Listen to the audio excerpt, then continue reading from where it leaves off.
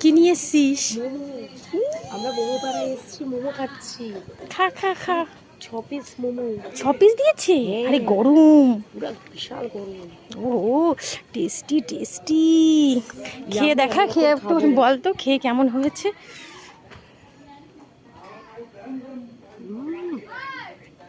দিয়েছে আর একটা দিয়েছে। ওহো, আপনি খান আর একটা। এটা হচ্ছে আমি সাধারণ। এত বড় প্লেট। চো চো চো, বসি বসি বসে বসে খা। ইমা স্যারকে দেখো, এটা কি থালা, এত বড় থালা। ও মাই গড, সুজাতা দি একটা খাও।